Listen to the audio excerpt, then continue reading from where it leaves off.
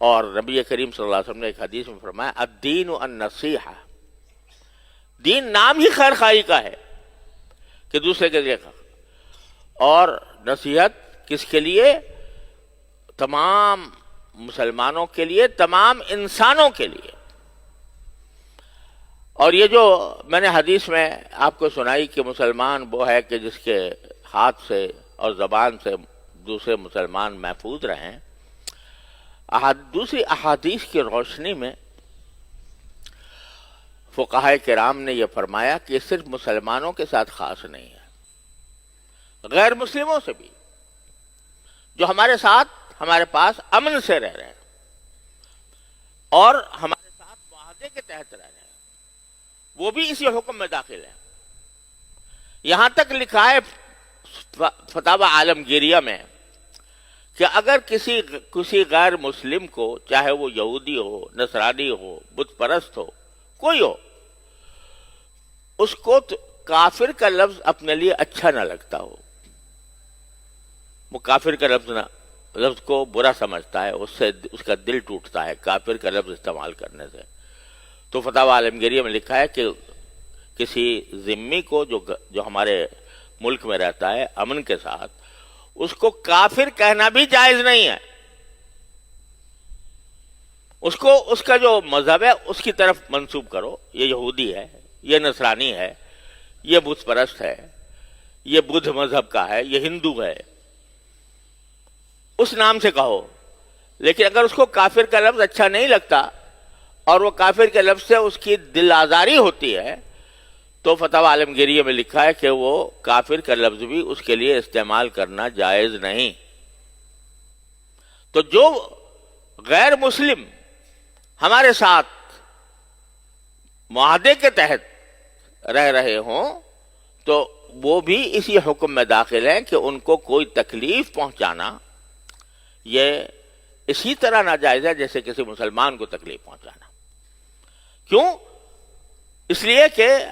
حدیث میں، قرآن و حدیث سے یہ معلوم ہوتا ہے کہ جو لوگ غیر مسلم ہمارے ملک میں رہتے ہیں اور معاہدے کے تحت رہتے ہیں، چاہے وہ مستقل رہتے ہوں، چاہے عارضی طور پر ہم سے ویزا لے کر آئے ہوں، ان کو اصطلاح میں مستأمن کہا جاتا ہے یا معاہد کہا جاتا ہے، تو ان کا بھی یہ حکم ہے کہ ان کو کوئی تکلیف پہنچانا، ان کو کوئی سلامتی کے خلاف ان سے کوئی بات کرنا، یہ بھی ناجائز ہے۔ یہاں تک کہ رسول کریم صلی اللہ علیہ وسلم نے ارشاد فرمایا ایک حدیث میں کہ یہ جو غیر مسلم ہیں جو ہمارے ساتھ رہتے ہیں، اگر ان کا ذمہ، یعنی اس کی ذمہ داری ان کے جان کے تحفظ کی، ان کے مال کے تحفظ کی، ان کی آبرو کے تحفظ کی، اللہ اور اس کے رسول نے لی ہے۔ اللہ اور اس کے رسول نے ان کی جان، ان کے مال، ان کی آبرو کے تحفظ کی ذمہ داری اللہ اور اس کے رسول نے لی ہے، اور جو اللہ اور رسول کی لی ہوئی ذمہ داری کی بے حرمتی کرے تو حدیث میں الفاظ یہ ہے کہ فلا یرح رائحۃ الجنہ، وہ جنت کی خوشبو بھی نہیں سونگے گا، جنت کی خوشبو بھی نہیں سونگے گا۔ جو کسی غیر مسلم جو ہمارے ساتھ معاہدے کے تحت رہ رہا ہو، اس کی ذمہ داری اللہ اس کے رسول نے لے رکھی ہے، لہذا اگر کوئی اس کی ذمہ داری کی بے حرمتی کرے گا، یعنی اس کو نقصان پہنچانے کی کوشش کرے گا، تو وہ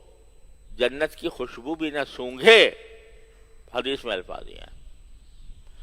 اور یہ فرمایا کہ جنت کی خوشبو بھی نہ سونگھے، جبکہ جنت کی خوشبو 50 سال غالباً ہے، مجھے ذرا شبہ ہو رہا ہے، 50 سال کی مسافت سے سونگھی جا سکتی ہے جنت کی خوشبو، لیکن وہ سونگے گا نہیں، کیونکہ اس نے اللہ نے جس کی ذمہ داری لی تھی اس نے پامال کیا۔ تو یہ ہے اسلام۔ آج دنیا نے اس کو بدنام کر دیا، اس میں خود ہماری بھی کوتاہی ہے کہ ہم نے اس کو بدنام کر کے دنیا کے اندر مشہور ہو گیا کہ دہشت گردی کا ملک ہے، یہ دوسرے کے عدم برداشت کا ملک ہے، عدم رواداری کا